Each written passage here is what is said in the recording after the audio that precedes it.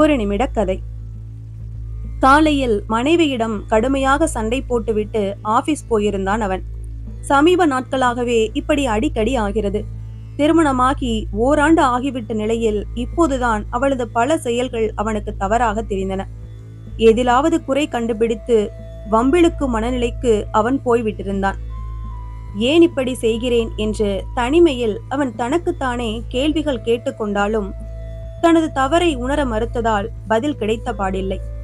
இன்றும் அப்படியான ஒரு சண்டைக்கு பிறகு ஆபீஸ் போய் திரும்பி வந்தான்.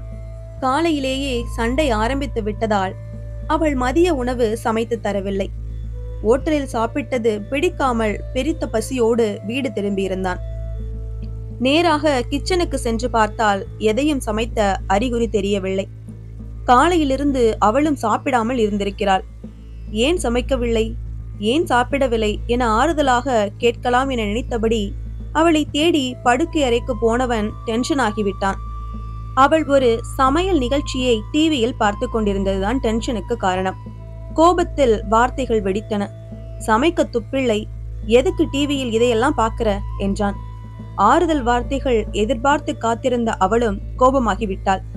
திரும்பி கண்ணீர் திரையிட்ட கண்களால் அவனை அளவெடுத்தாள்.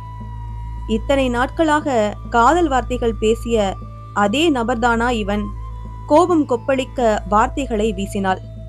நீங்களும் தினம் தினம் டிவியில கிரிக்கெட் மேட்ச் பாக்குறீங்க, அந்த நேரத்துல எது கேட்டாலும் காதல விழறதில்ல, பதிலும் சொல்றதில்ல.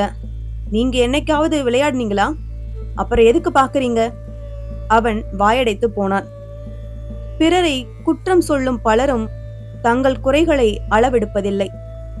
இந்த கதை உங்களுக்கு பிடிச்சிருந்ததுன்னா லைக் பண்ணுங்க, ஷேர் பண்ணுங்க, சேனலை மறக்காம சப்ஸ்கிரைப் பண்ணுங்க. அடுத்த கதையில சந்திக்கலாம்.